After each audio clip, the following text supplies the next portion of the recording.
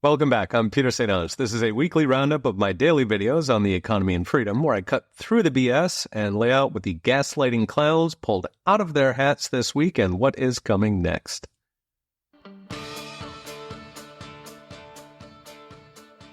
If you happen to own US dollars, breathe a sigh of relief. China and Russia are not coming for you, at least not yet. Last week, the BRICS group of anti-dollar countries held their annual meeting, of course, in Russia, which is lonely and needs friends. Despite frenzied hype about BRICS finally killing the US dollar, the best they could come up with was a silly little currency basket that will fail. So if you're just tuning in, BRICS is a group of anti-dollar countries led by China and Russia, along with oil producers like Saudi Arabia, Dubai, and Iran, and plus some big countries like India and Egypt that take it to roughly half the population of Earth. Now, beyond its size, BRICS is interesting because it's increasingly uniting all of the countries that actually make stuff. So manufacturing in China, natural resources in Russia, Saudi, Dubai. Given America and Europe are deindustrializing and banning fossil fuels to entertain environmental activists, this could potentially mortgage our future to countries that don't like us. Still, the immediate fear had been BRICS' long-stated goal to dethrone the US dollar in order to end America's imperialist hegemony.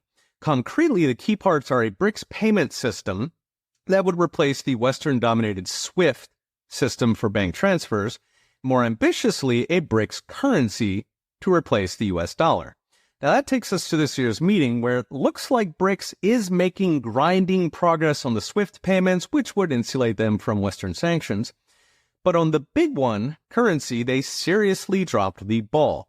So Russia had been floating for years now a gold-backed BRICS. That would actually challenge the dollar since gold holds its value unlike paper. Alas, they whiffed with a boring old currency basket that, if they are dumb enough to do it, will fail. So a BRICS currency basket means you throw all of their crappy currencies into a basket, the ruble, the yuan, the rupee, and you take the average. This is a terrible idea. Since most BRICS countries are monetary basket cases, Brazil has a long relationship with hyperinflation, Russia and Iran are close. A basket of basket cases does not stand a snowball's chance of replacing the dollar, at least outside trade between BRICS countries, say between China and Russia. But that inter-BRICS trade amounts to a tiny fraction of global trade, about 1.5%. While the BRICS currency share of international reserves, that's money that governments hold, it's another big source of currency demand, and there BRICS is not much better at maybe 5%. So with those numbers, a basket of BRICS will barely make a dent in the dollar. So what's next? While the BRICS threat is receding for now, the dollar is not out of the woods. Not only because Russia could revive the gold BRICS once their war ends, but also because, forget trade and international reserves, the single biggest determinant of the dollar's value is supply, how many dollars they print. And that is largely a function of federal deficits. With the U.S. deficits nearing $2 trillion and rising fast, the dollar could be in for a very bumpy ride. In fact, the recent run in gold prices is saying exactly that. So for now, at least, odds are the dollar's executioners will not come from Beijing or Moscow. They will come from Washington.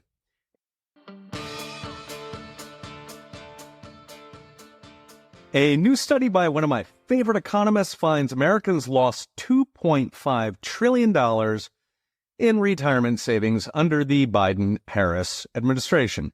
This is despite a stock market rally as the pandemic went away. The reason, of course, is galloping inflation that hit a 40-year high, which gutted those stock returns in real inflation-adjusted terms, as well as savaging bonds. Together, the carnage added 6 extra years of work to the average would-be retiree, according to the study by E.J. Antoni for the Committee to Unleash Prosperity. Now, in recent videos, I've mentioned retired people going back to work and near retirees delaying retirement. Losing $2.5 trillion will do that to you. Now, in raw numbers, the average 401k balance rose in the 3.5 years of Biden-Harris by 11,000, but once you account for inflation, that comes to a drop in purchasing power of 12,000, which is nearly 10% of retirement assets. Bonds, meanwhile, were absolutely slaughtered by the Fed's rate hikes, the most extreme since the 1970s. That wiped out a bunch of banks last year, you may recall, which were rescued with taxpayer money, but it also wiped out millions of Americans' retirement accounts, which, alas, were not rescued with taxpayer money. Now, bonds typically make up about a third of retirement accounts, and it's even higher for older people who are trying to live off the coupons, the interest. Multiply that across over 100 million workers, and it comes to $2.5 trillion in retirement savings evaporated. Of course, that's all assuming official inflation numbers are telling the truth. I recently published a study also with EJ for Brownstone Institute, estimating the Biden-Harris inflation was roughly double what they reported. That would mean even more trillions in lost purchasing power. Note, this is all separate from the $9 trillion Biden-Harris added to the national debt, which is about a third of all the debt we incurred between 1789 and Joe Biden's inauguration. Tally it up, and it comes to $55,000 per person that you paid to have Joe and Kamala try their hand at running our country. I know it was worth every penny. So what's next? What's next is eroding retirement savings and rising national debt are increasingly forcing our hand as a people and as a nation. As a people, they're forcing us to work longer, to unretire, to take on second jobs or jobs we hate just to survive. A recent survey by Nationwide found 40% of Americans are either delaying or abandoning their retirement plans in the face of chronic inflation.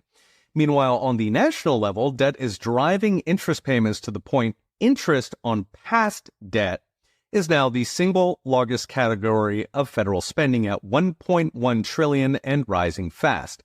Now, $1.1 trillion is almost what we spend on Social Security, and it crowds out spending on everything, including Social Security. As EJ points out, if our debt service is rising faster than national income, it leads to a runaway process where we're borrowing trillions to service yesterday's trillions with new trillions on top of that. The answer, of course, is very simple. Either slash government spending by trillions, grow the economy by trillions, say by abolishing the income tax, or watch it burn.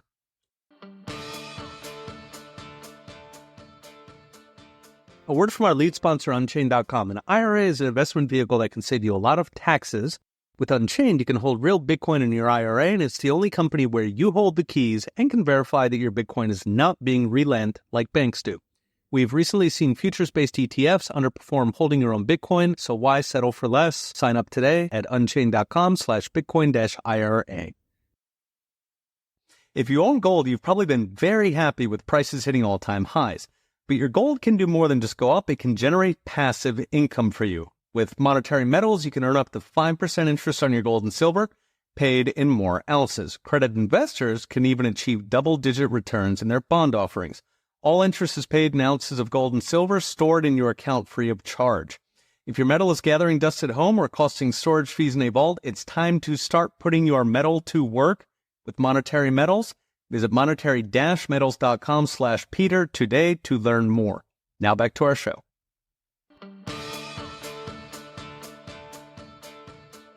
Last week, J.D. Vance gave an interview saying he's, quote, come around to the Ron Paul argument on the Fed. After Donald Trump endorsed abolishing the income tax last week, going Ron Paul on the Fed is some pretty heady stuff for the leading ticket in a U.S. presidential election. Now, Ron Paul, of course, views the Fed as a corrupt instrument bribed into existence by elite banks that siphons capital from the people and directs it to the elite and, above all, to the government, while as a possibly intentional side effect, whipsawing the economy into perpetual cycles of inflation and recession, where the only thing you can count on is everything will get more expensive. Now, I'm not sure if Vance has read Ron Paul's End the Fed or Murray Rothbard's The Case Against the Fed, but he clearly understands the results of the Fed's redistribution of wealth, that it gives big business preferential access to capital, cheap loans, that they use to buy up the entire country from market share to smaller competitors to the part that bothers J.D. Vance, houses. Vance notes that if you have to borrow at 7% on your mortgage, but BlackRock gets money for 1.5%, they will get the house you will rent. This has been a growing problem throughout the Fed's low-rate era that started with the 2008 bank bailouts. Because low rates are a kind of permanent bank bailout, it has snowballed to where, according to Realtor.com, big investors now buy over 15% of homes bought in the U.S. In states like Arizona, it's closer to 1 in 3. And according to another study by Redfin, this is absolutely about preferential access to loans. Redfin found that investors bought about 1 in 7 high-priced homes, but they bought fully 1 in 4 low-priced and starter homes. In other words, they are bidding families out of the market, but they're especially outbidding poor families. Of course, the problem is much bigger than houses. Subsidized Fed money drives industry concentration as small guys drop out and big companies gobble up their market share. So small towns in America used to have mom-and-pop diners. Now they have a Burger King. So what's next? I think JD is still early in the journey, but the obvious solution is end the Fed, or at least get the Fed out of the business of setting interest rates and manipulating them below market. Because today, the Fed has 2 main jobs: bailing out banks, or ensuring the stability of the financial system, and setting interest rates. In theory, it sets interest rates to the big brain optimal trade-off between inflation and growth, a permanent firefighter using an elastic currency as lubricant for our economy. In reality, of course, the Fed is not the firefighter, it is the arsonist, driving money as cheap as possible to feed inflation, then whiplashing to savage rate hikes when the inflation blows up in its face, as just happened. Given the vast majority of money borrowed in America, about 85%, goes to government, corporations, and the richest 10%, that means subsidized loans amount to a permanent trillion-dollar siphon from the 90% of the people to the elite. Of course, this is why central banks were created ever since the Bank of England, which was founded as a counterfeiting cartel in return for cheap loans to government. It's also why the Fed was founded, to siphon wealth to Wall Street and to the government. And it will not stop until the Fed loses their interest rate monopoly and, ideally, loses their license to print.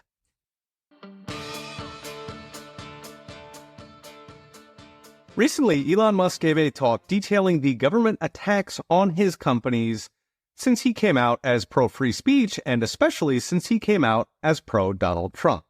These include endless made-up environmental rules, including a study to see if falling rockets hit sharks. It includes curbs on SpaceX launches specifically because Elon tweets pro-Trump things. And it includes a $600,000 fine for spilling drinking water in a desert. Not a joke. Attacking dissident companies, of course, is a hallmark of authoritarian regimes. As Mussolini put it, quote, "Everything within the state, nothing outside the state, nothing against the state." For a true authoritarian, no citizen is allowed to dissent, and certainly no company, which are sitting ducks. Of course, in theory, this sort of thing does not happen in America. In theory, we jail bureaucrats who conduct Mussolini-style lawfare. Alas, it has been going on ever since the progressives imposed the administrative state about 100 years ago, saddling now every industry in America with a regime big brother, a library worth of regulations, mandates, licensing boards, a bureaucratic army that, like everything government does, is thoroughly corrupt. Still, before Donald Trump, there was some independence. CEOs could still criticize regime shibboleths like mandatory racism or affirmative action, or transvestites in locker rooms if anybody had been dumb enough to propose that in 2015. Sadly, that all changed as the authoritarian Borg went to war with Trump, culminating in the reign of terror during COVID that snuffed out the slightest hint of disloyalty with an enthusiasm that would make North Korea blush. We saw it in living color during the 2020 BLM riots. Now, historically, about 70% of Fortune 500 CEOs vote Republican, meaning that statistically, at least 70% of them were probably horrified by BLM's orgy of city burning and murder. And yet not one Fortune 500 CEO spoke up. Now, you might say that's because most are spineless cowards, and that is true, but look at it from their perspective. You're entrusted with tens of thousands of employees, and if you speak up, rioters will come beat them up, burn their workplace, and put them out of a job and your shareholders out of a retirement account. You could, like Elon, be targeted by hundreds of regulators, even prosecutors in blue cities, hunting with a fine-tooth comb for some way, any excuse to destroy the entire company. For a CEO with a legal duty to protect the company and a moral duty to protect employees, it is simply too risky. So they shut up. To be sure, many indulged, enthusiastically jumping on the institutionalized racism of DEI or cutting checks to the very rioters burning cities. In fact, BLM cashed more than $50 billion in corporate donations, not since Genghis Khan has burning a city been quite so profitable. But others never drank the Kool-Aid. They may have opposed the left with every fiber of their being, but they were held hostage by rioters, prosecutors, regulators, even financiers like BlackRock. So what's next? The solution is very simple. Get rid of the administrative state. Lay off the 100,000 little Mussolinis populating every regulatory agency from the EPA to the CDC to the SEC. The Supreme Court laid the groundwork earlier this year with its Loper Bright decision clipping bureaucrats' wings. And Elon himself has been floated for a blue ribbon panel slashing government waste and corruption. The final step is Congress sitting down and actually defunding these agencies. Zero them out, return the money to the people, return the bureaucrats to jobs that don't involve extortion, and let Americans get back to exercising our fundamental rights without being destroyed.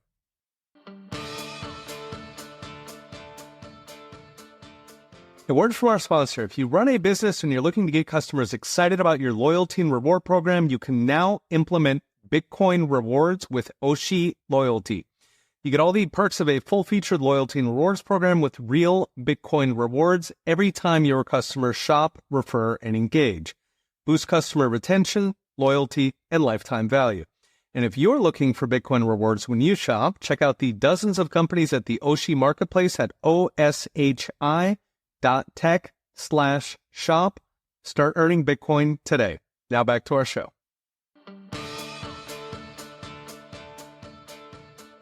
It's official. Donald Trump wants to abolish the income tax.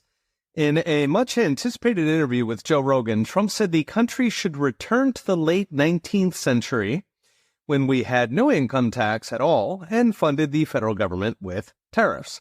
Now, for months, Trump has been making it clear he really does not like the income tax. He's promised to exempt tax on tips, Social Security, overtime pay, first responders, and even 18 million veterans. I kept hoping he would come out and just break up with the income tax once and for all, and indeed he did. So what if we end the income tax, laying off all 93,643 IRS agents so you can keep every dollar you earn? Will Washington have to run on bake sales? Well, the income tax currently costs the American people $2.4 trillion a year.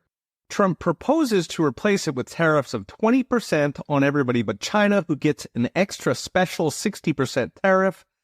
Altogether, that might bring in about $900 billion a year. This would grow America's economy like rocket fuel. I run through some numbers on the free Substack, but maybe near term we're talking a 20% increase in the economy, so about a $15,000 raise for the typical American family. Note that's on top of the $18,000 of income tax you would no longer have to pay. Knock off $3,000 for the tariffs, and you get about $30,000 in additional income for the typical American family, close to $3,000 per month. Keeps getting better because going by low-tax countries today, or America before the income tax, we might expect a doubling of annual economic growth.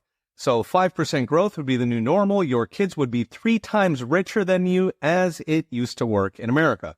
America would be by far the richest country in the world, also as it was before the income tax. Of course, ditching the income tax would also mean the mother of federal budget holes. After all, replacing $2.4 trillion with $900 billion is a big hole.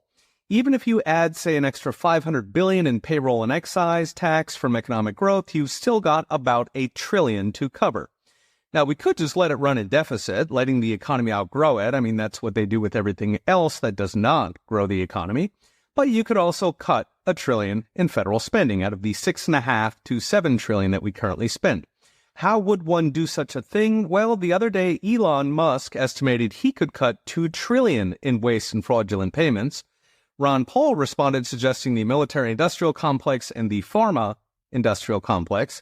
Indeed, going by countries like Britain, perhaps 800 out of the 900 billion we spend on military is not for protecting Americans. So border, Coast Guard nukes, it's for invading other countries. As for pharma, really the medical industrial complex, if we simply copy countries like Singapore, we might save around about $2 trillion or more, and Americans would not go bankrupt getting knee surgery. And then there's the illegals, $150 billion a year minimum, plus the trillion or more we spend on welfare, much of it to the able-bodied. Sharpen some pencils, and you get $1 trillion easy, probably $2 trillion if you try. So your country is rich, the IRS is gone, and you get a nice, lean government. So what's next? The Uniparty will fight this like a rabid dog, but if a president can sell it to American voters, 30,000 is a chunk of change, Congress will go along out of sheer self-preservation. Plus, the bake sales would be lit. Thanks for tuning in. Remember to subscribe so you don't miss an episode, and go to petersanons.com for daily videos and in-depth articles with charts and all the gory details. Okay, we'll be watching. See you next time.